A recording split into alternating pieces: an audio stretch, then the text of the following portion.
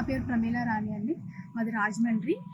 తాటిపర్తి తాటిపర్తిలో సుబ్రహ్మణ్యం గారు మా ఆయన గారికి, ఆయనకి లావాదేవీలు ఉన్నాయి, మాట్లాడుకుందాం రండి అని ఆయన పిలిచారు.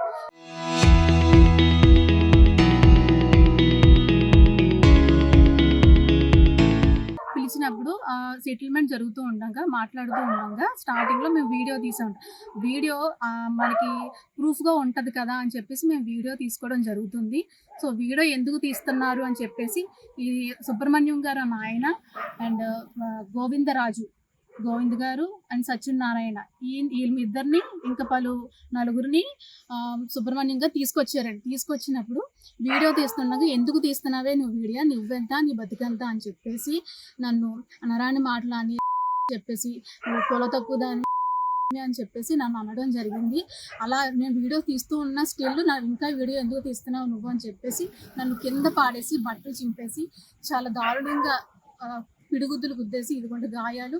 సో నన్ను కొట్టేసి నా మెడలో ఉన్న చైన్ కూడా లాగేసి నన్ను పాడేసి కొట్టడం జరిగింది. ఒక లోయర్ క్యాస్ట్ అని చెప్పేసి నన్ను కింద పాడేసి ఇంత దారుణంగా నన్ను ట్రీట్ చేశారండి. మేము చేసిన నేరం ఏంటో కూడా నాకు తెలీదు. నేను జస్ట్ మా హస్బెండ్తో వచ్చాను అంతే, మీ తోడుగా వచ్చాను, నేను మా తమ్ముడు వచ్చామండి. సో మీరు ఎందుకు వీడియో తీస్తున్నారని చెప్పేసి మా పట్ల చాలా రూడ్గా బిహేవ్ చేశారు.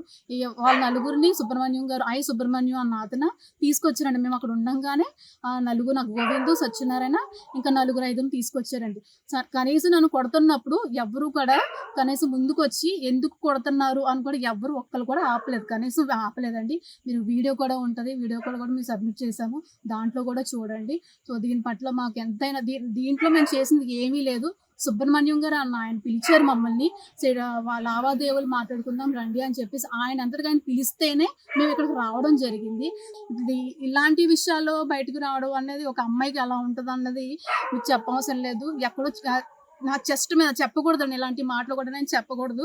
నా చెస్ట్ మీద ఇలా వేసి చాలా రూడ్గా బిహేవ్ చేశారు. ఒక అమ్మాయి చెప్పుకోలేని ఎక్కడెక్కడో టచ్ చేశారండి. దాన్ని నేను ఎక్స్ప్రెస్ కూడా చేయలేను. నేను ఒక అమ్మాయిగా ఇలాంటి విషయాల్లో అమ్మాయికి ఎలాంటి రక్షణ కూడా లేకపోతే ఇంకెందుకండి, అసలు ఏం చేయాలి? మేము చేసిన నేరం ఏంటి? వీడియో తీయడం, ఎవిడెన్స్లు కూడా మేము క్యాచ్ చేసుకోవడం కూడా మేము చేసిన నేరమా? అంటే వాళ్ళకి అలాంటి మనం ఏమి చేయడానికి వీలు ఉంటుందా? అంటే వాళ్ళు హయ్యర్ క్యాస్ట్ కదా, మనం వాళ్ళు అన్నాడని స్పష్టంగా అన్నారు, నువ్వు నన్ను ఏమి చేయలేవు, నా దగ్గర చాలా డబ్బులు ఉన్నాయి, నువ్వేమి చేయలేవు, నా దగ్గర డబ్బులు ఉన్నాయి, నేను ఏమన్నా చేయగలను అని చెప్పి ఆయన స్పష్టంగా అనడం జరిగింది. మేము గొల్లప్రోల్ స్టేషన్లో మేము ఫిర్యాదు ఇవ్వడం జరిగిందండి. మాకు పోలీసుల పట్ల ఎంతగానో నమ్మకం ఉంది, గౌరవం కూడా ఉంది, వాళ్ళు మాకు న్యాయం చేస్తారని చెప్పేసి. సో మేము ఇక్కడ పోలీస్ స్టేషన్లో మేము రిపోర్ట్ ఇవ్వడం జరిగింది. సో మా కంప్లైంట్ వాళ్ళు తీసుకున్నారు. సో తీసుకునే దానికి న్యాయం చేస్తారని చెప్పేసి నేను ఖచ్చితంగా నమ్ముతున్నాను.